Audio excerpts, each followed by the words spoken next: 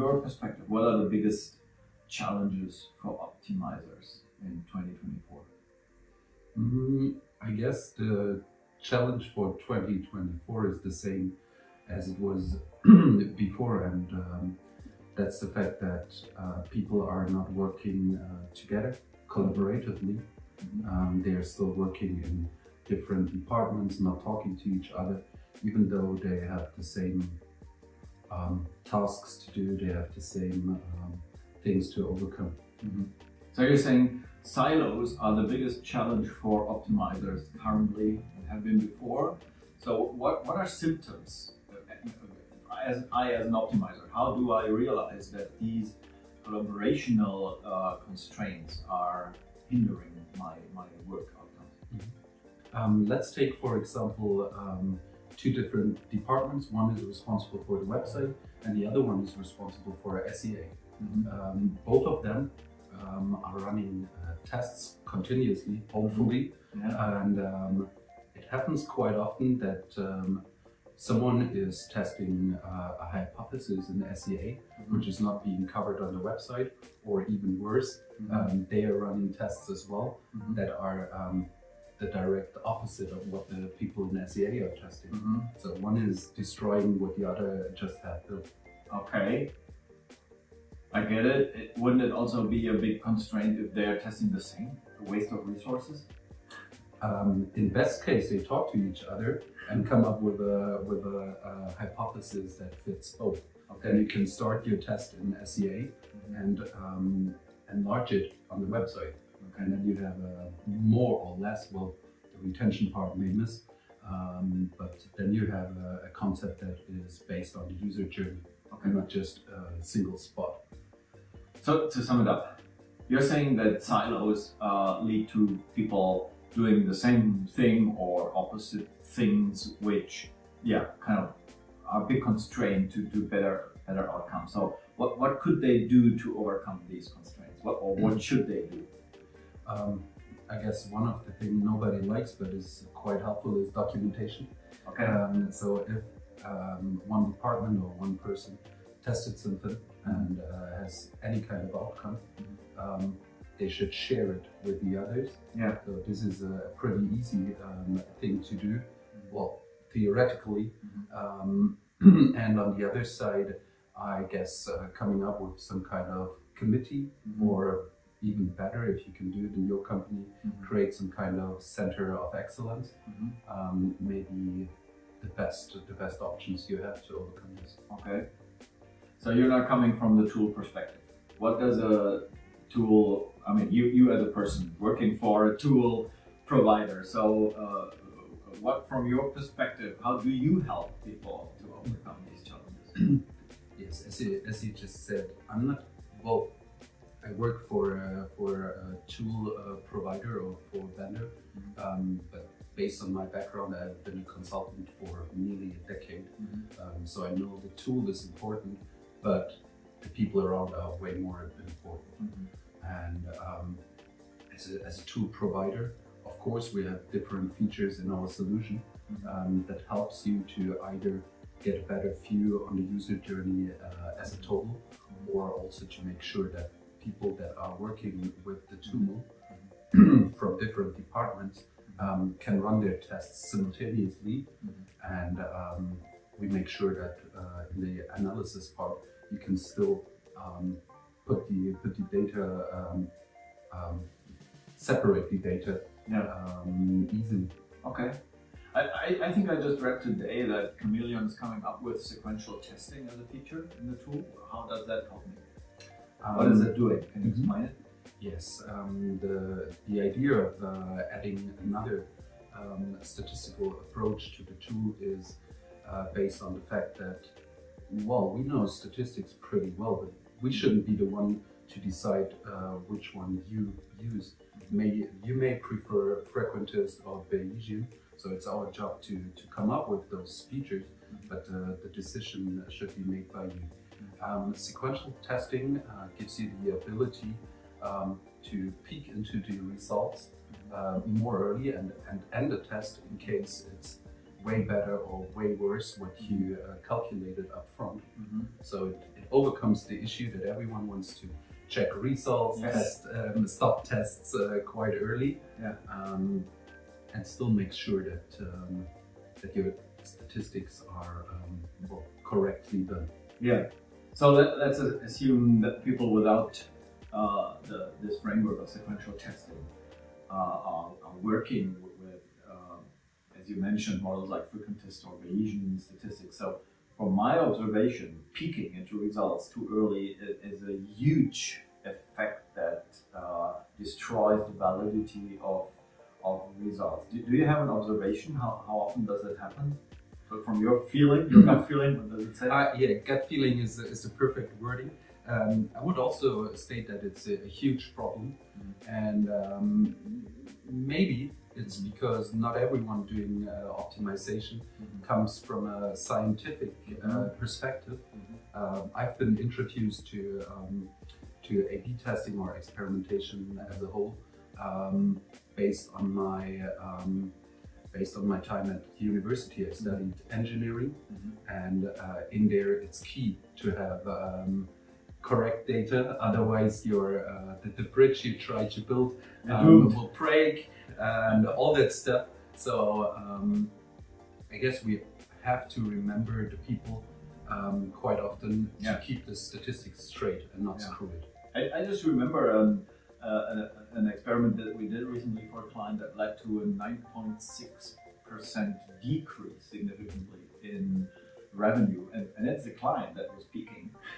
And I said, stop it, we're losing money. And we said, no, there's still a high probability that this is an error. So let's run it for a few more days. And luckily the results recovered, and after the calculated testing runtime of 4 weeks, it turned out to be a 3% significant uplift. So basically that means that we would have missed a high chance to create an uplift. Everybody would say, well, no, that didn't work. So which is for me the false negative also important.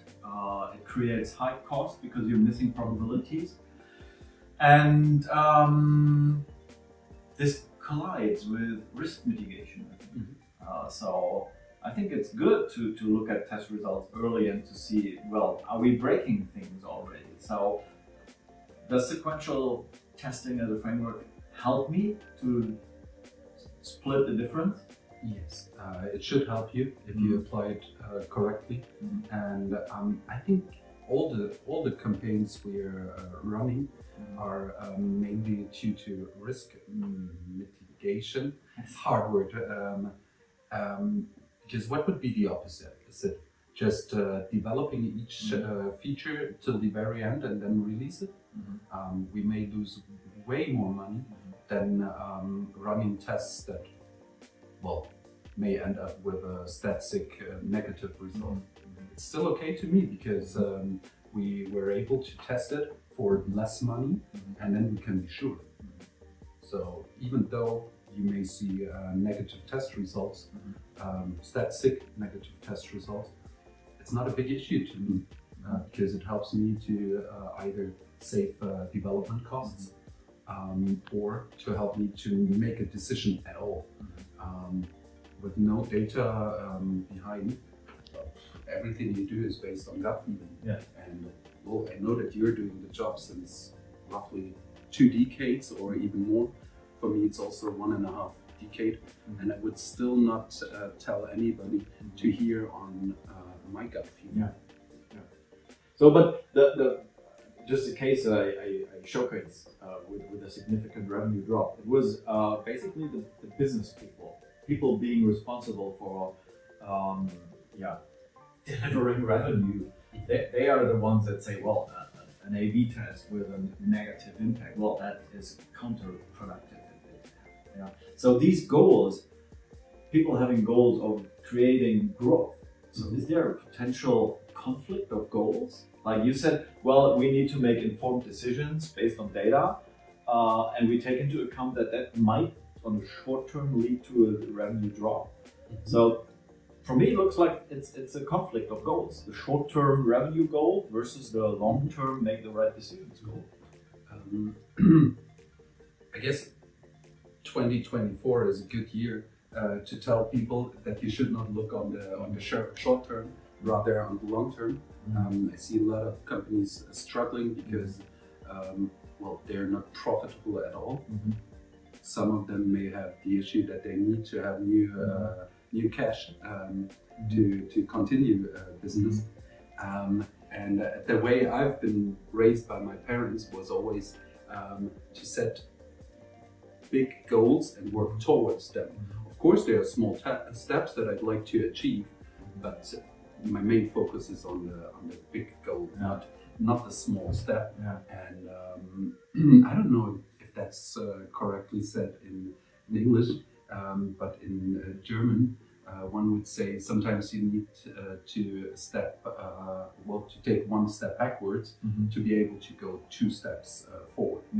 And that's the whole thing to me. I don't want to come up with, here we have a nice test with 5% uplift in revenue.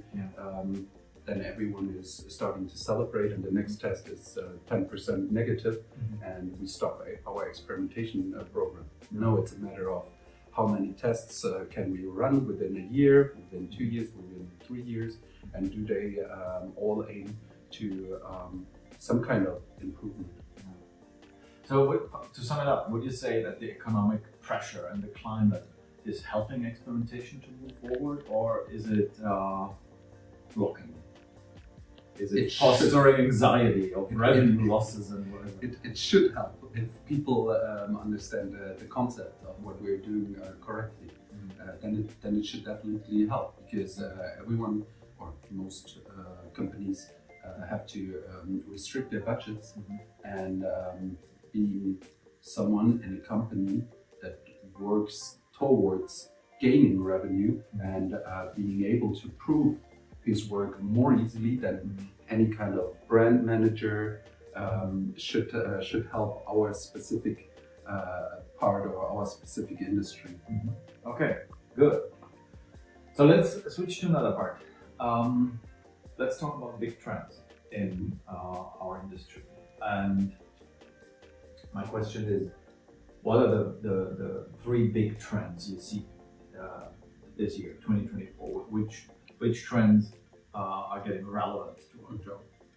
I guess one topic everyone is talking about currently is AI. And don't get me wrong, I love everything that easyfies my life. Maybe this is something typical German.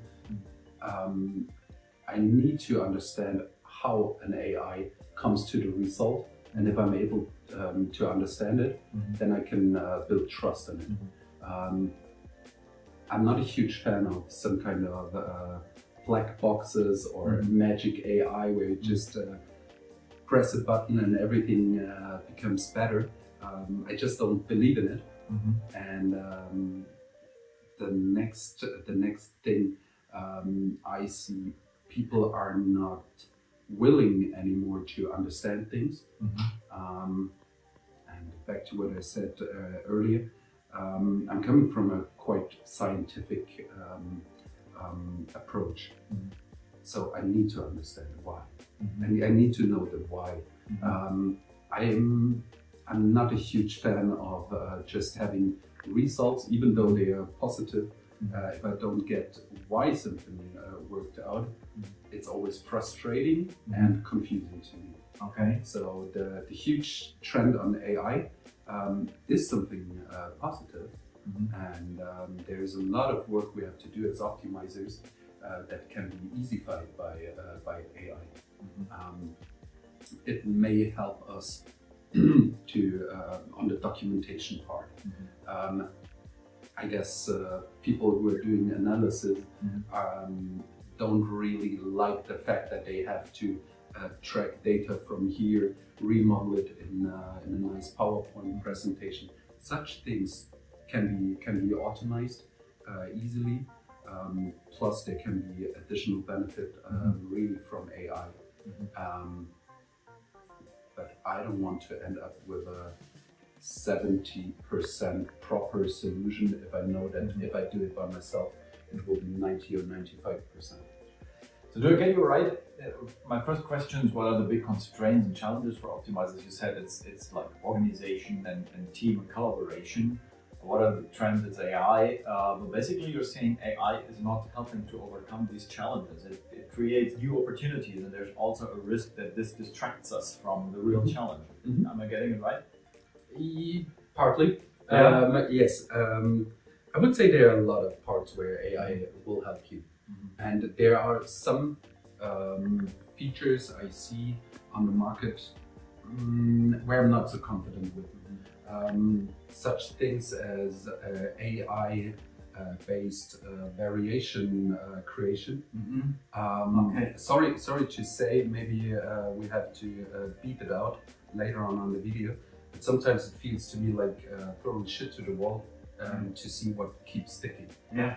This has nothing to do with science.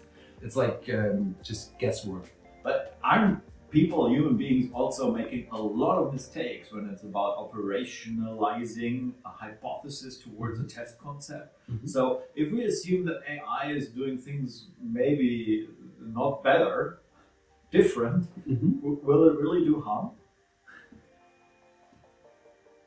As I said, if I understand why it comes to this conclusion, I can work with it, because then I can interfere and may change some parts of it. So you're saying the big risk of AI is creating black boxes with things that we don't understand. We completely trust the results. Yes, and I truly believe that it shouldn't be the vendor's secret how the AI comes to the result. This shouldn't be the case. Yeah, just no. Maybe the AI is clever and realizes if you slice and dice results and dig into post-hoc segmentation, you will always find big uplifts, and that's what people want, even if it's a statistical error, that there's a huge risk. Yes, that you're making a good point. If you're a person that is not really familiar with statistics and you have an AI based on deep segmentation, if you don't understand the numbers correctly, you may take wrong decisions. But basically, it's cognitive biases. I think there are so many cognitive biases between researching potential levers towards creating a hypothesis, towards deducting a test concept, running a test, and analyzing the test results. So basically, there are so many cognitive biases that lead towards a world where we as human beings, that we want to hear what we're already convinced of, right? Confirmation bias, for example.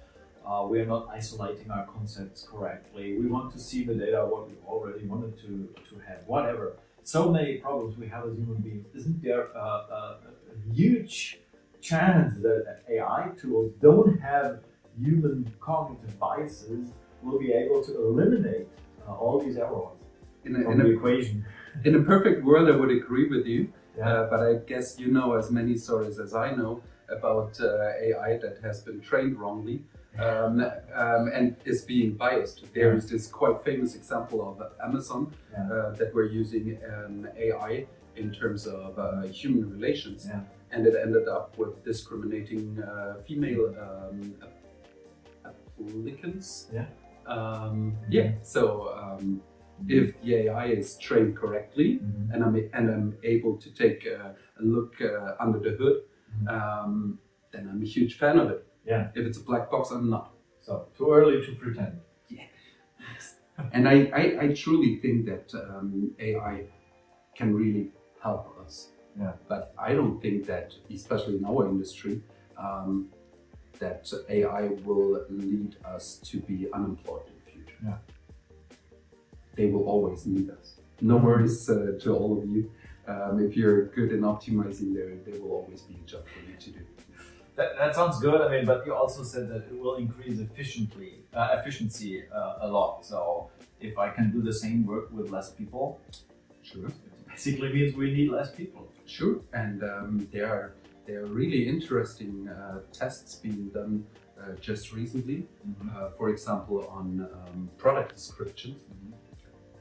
If the AI is powerful enough to create a text nearly as good as the one that has been written by a human, yes, then this particular job might be replaced by AI. Or if you're, let's call it a web designer or graphic designer, if your current job is just recreating what is already there, then you may have a problem, and AI can become a real fear.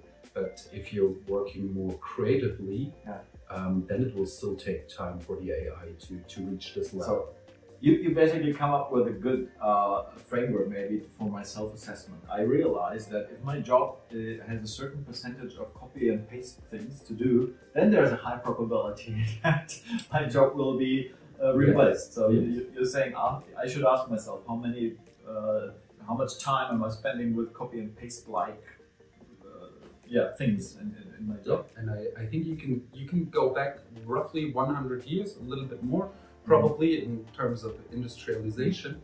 At that time, many people were necessary to have to build the typical Ford A model, and after Henry Ford came up with the concept of a Fließband. I don't know the English word. Well, as soon as he came up with that concept, a lot of people were becoming unemployed. But there are plenty of jobs where it's still necessary to have humans. So I think it's repetitive work. So 100 years ago it was repetitive mechanical work, and now we still have repetitive digital work, which I meant with copy and paste jobs. These things will be replaced.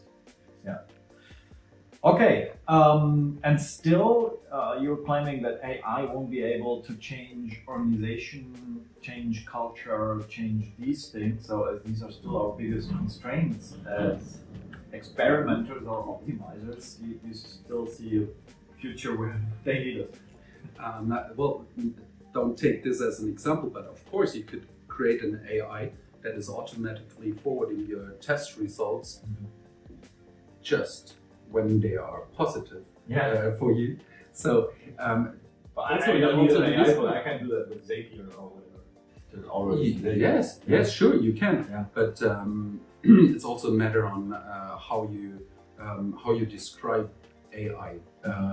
If you take the scientific definition of it, even an if-else condition is the beginning of AI.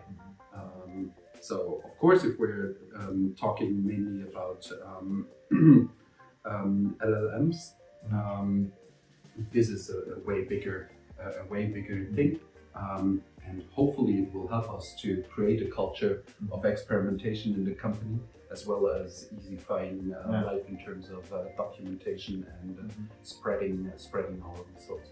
Good.